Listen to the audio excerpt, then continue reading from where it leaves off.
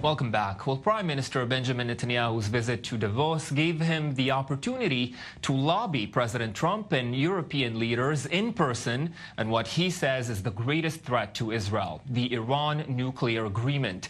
Trump has adopted Netanyahu's old formulation that the deal must be fixed or nixed, but the Israeli leader has now raised the ante, saying it must be fully fixed or fully nixed. But will Iran be willing to accept new terms? Here's what Netanyahu said at Davos.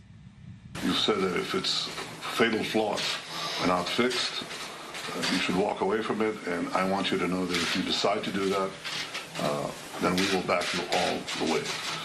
We also appreciate the fact that you confront Iran's aggression with us and with other parties in the region as never before. I've never seen the realistic alliance between the United States, Israel, and your other allies in the region as strong, as unified as it is under your leadership. Well, for more, we're joined from London by Iranian journalist and analyst Camelia Entekhabafab. And from Washington, joining us is Richard Goldberg, senior advisor at the Foundation for Defense of Democracies. And Richard, let me start with you. Prime Minister Netanyahu taking a maximalist approach. We can get some of the details on fixing that Iran nuclear agreement. The Europeans would probably only accept smaller changes. Where do you think President Trump is going to go? Is he going to, you think, reach common ground with the Europeans, or take that more, let's say, hardline approach advocated by Netanyahu? Well, Kalev, Iman, thanks for having me. It's a great question. The bottom line is the president has made his red lines clear. He released a statement 2 weeks ago when he waived the sanctions against the Central Bank of Iran. He said, this is the last time I'm doing this. You have to fix the deal or I'm going to nix the deal. Very similar to words we've heard out of the Prime Minister. And he laid out 3 conditions that he wanted to see. He wanted to see the sunsets go away, these famous sunsets where in the out years of the deal, Iran starts to be able to do things legally, legitimately under the deal with regard to enrichment and missiles and arms embargoes going away. He wants to see inspections in military facilities. We know that right now that's not happening. The IAEA has not requested those visits. The Iranians have said they will never allow such visits.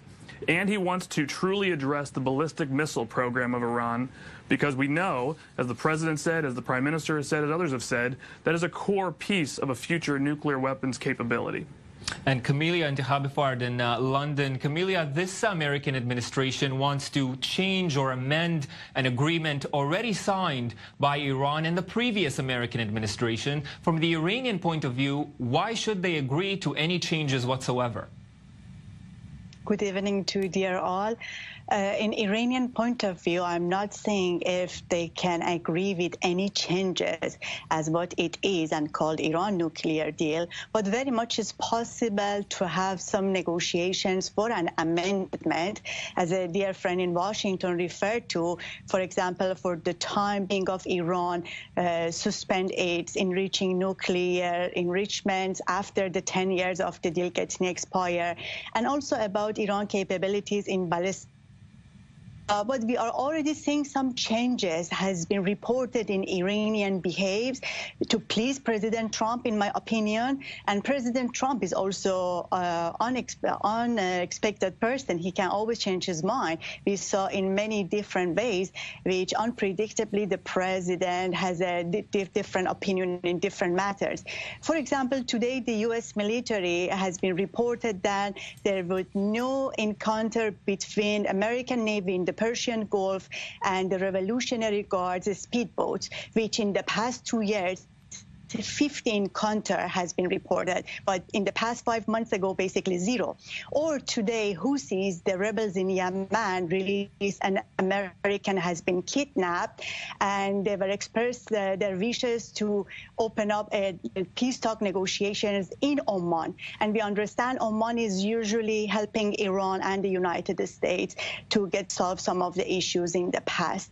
If those regional reasons addressed by Iranians well at the head of the French minister visiting Tehran in March 5th, yes, we could say some maybe door will open for the better negotiations on Iran deal. Yes, Richard, back to you in Washington. And Richard, we know the president wants to amend certain things in the Iran deal, but even within his own administration, not everyone agrees that touching this deal and amending it, as he in fact promotes, would be good for Iran or for the United States. Well, that's right. And this is a fundamental point. If you don't believe that you can ever leave the deal, that nixing it is not actually a viable option, that really changes the dynamic. It limits the options that the president and others internationally have with regard to fixing a deal. The president of the United States has to make it clear he has a viable option to leave the deal. The world will not end. The international community might not like it. The Europeans might not like it. But U.S. sanctions will have their full force again, and a European bank, a European business, is not going to risk violating these sanctions and then lose their access to the U.S. market.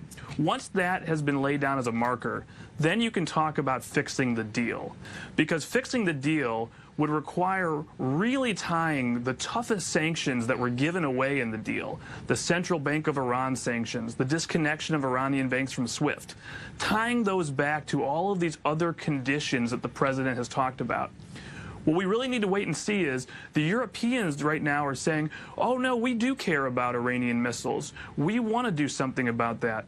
But what kind of missiles? And are they willing to threaten all the sanctions that were given away in the nuclear deal in exchange for those red lines? If they're not willing to do that, if they're not willing to threaten bringing back Central Bank of Iran sanctions, it's not going to matter. Okay, Richard, I want to go to Camille just on exactly that point. On the ballistic missile program, would Iran accept linking the limitations on the ballistic missile program to a deal on its nuclear program? It's two different subjects. Iran Supreme Leader Ayatollah Khamenei clearly signaled that to the Western countries and the United States, which Iran stop producing ballistic missile with the longer range than 2,000 kilometers. They simply said we are not going to produce more than these ranges to make any threat, for example, to the United States or states of Israel.